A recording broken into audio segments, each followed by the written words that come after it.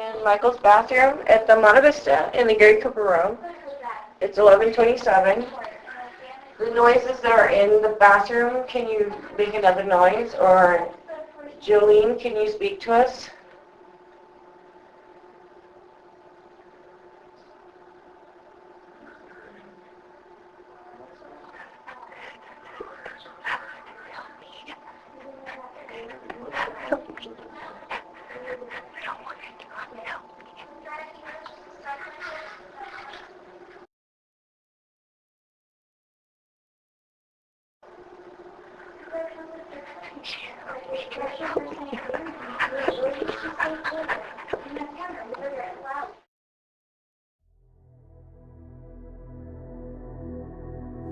Sometimes in paranormal investigations, when you review your evidence that you captured and you review it at a later time, whether it's hours, weeks, months, sometimes even years later, you may hear or see or catch something that you didn't the first time. That's what happened with this Monte Vista investigation. When I was putting together part one and was going through the audio and the video from our original visit in 2009, I heard something that I didn't hear before in the audio from 2009. And it was something else from the spirit Jilleen that we believe had been murdered in that room. I'm going to play it for you and see if you pick it up the first time. And then I'll play it a few more times with the volume raised on it, showing you what I hear.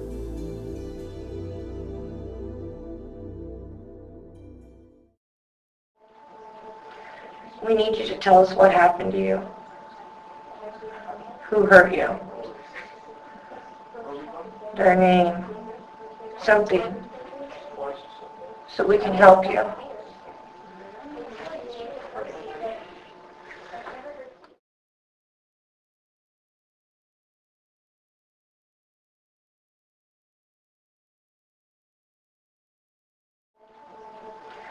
We need you to tell us what happened to you. Who hurt you? Their name. Something. So we can help you.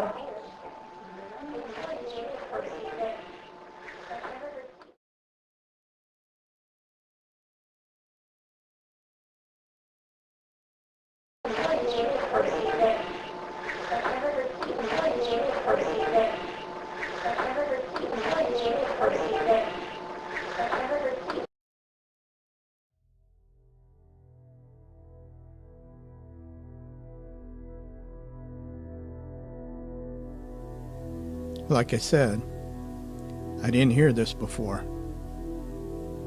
This is from 2009 to listening to it again in 2021. 12 years. 12 years later, I'm listening to it, and I hear this, which I didn't hear before. And she's giving important information. She gives us the name, I think, of the person who killed her. I'm not 100% sure that it says Jean, because it's not real super clear right there at the beginning. But the hurt me part, to me, is clear as a bell.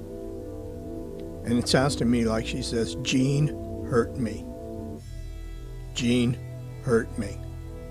So, right after Liz asks her, if she could let us know who it was that hurt her, she did just that. And you can tell, if you listen to it and listen to the other audio of her voice, the other EVPs, at least to me it sounds like it's pretty clear that it's the same person, it's the same female. The voice sounds the same to me. Jean heard her. Now when we got back home, it was probably a month or so before I started even looking at and going through the evidence from that investigation. And it was even a few months after that. I had probably already finished I don't know, part 4, maybe even all the way through part 5 of the investigation videos. And Liz and her husband Pete came down and stayed with me for a weekend. And we're sitting there at the table at my house talking. And Liz gets up and she says, somebody is here. There's somebody here that needs to speak.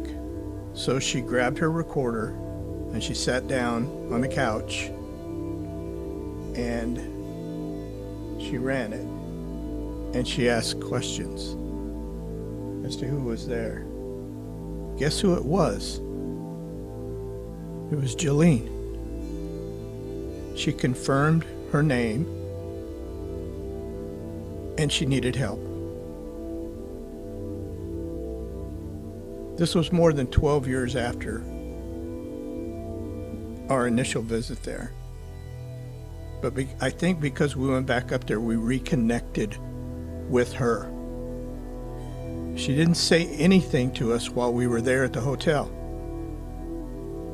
She didn't say anything on the recorders until we got back to my house months later, and more than 12 years after the initial capture of her voice on our recorders.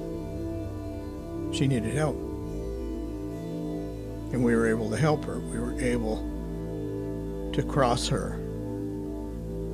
But I have that video. That audio. I have that audio from that. And I'm going to play it for you now so you can hear it.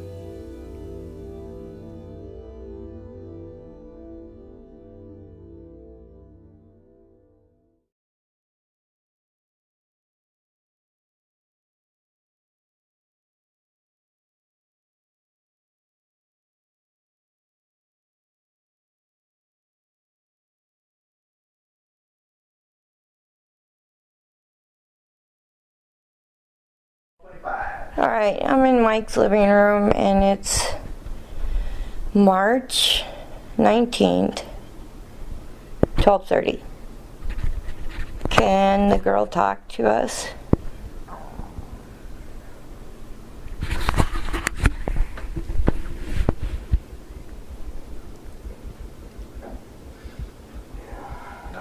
We'll say it on the recorder. How do you pronounce your name? We're saying Jolene. Is it Jilleen?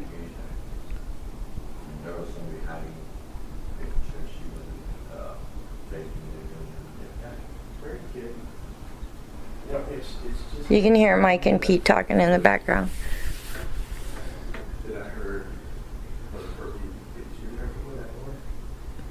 It's Jolene.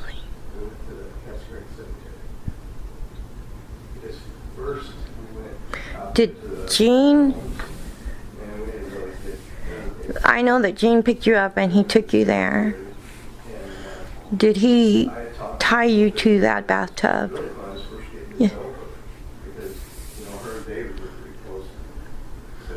Do you need crossed or do you need us to do something when we go back to Weatherford? Help. Okay, I'm going to stop it and see if we made contact.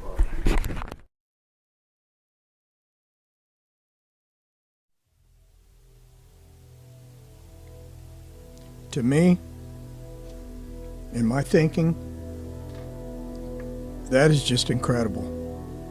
That so much time lag would happen between the time that we captured her audio the first time, 12 and a half years ago.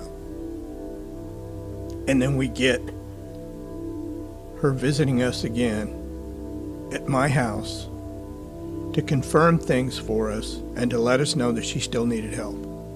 She confirmed her name was Jilleen. She even said it.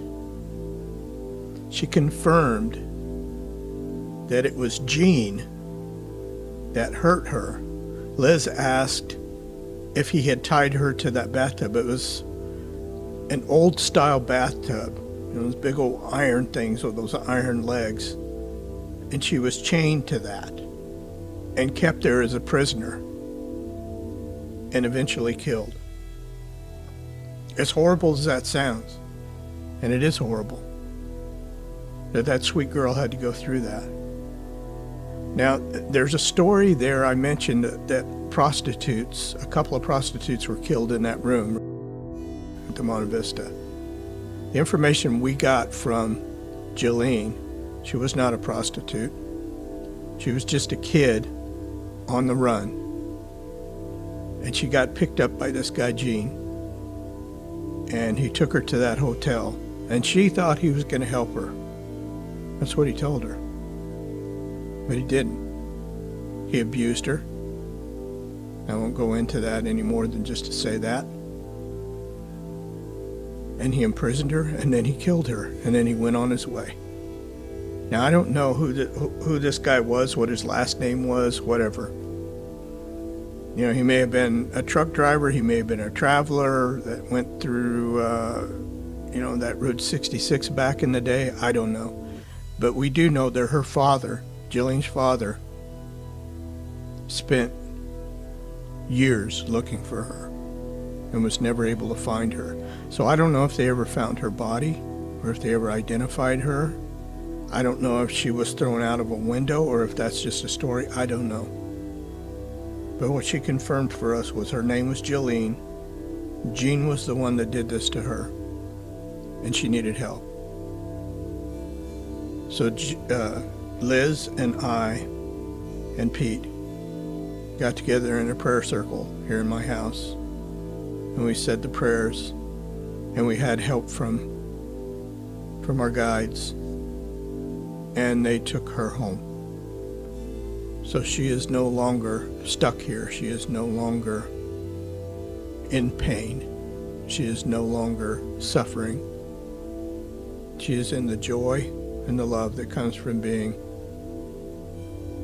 in heaven, in the kingdom of our Lord. That's what I believe. And I believe we have a lot of evidence that supports that. When people ask me why I do this, these paranormal investigations, this is why.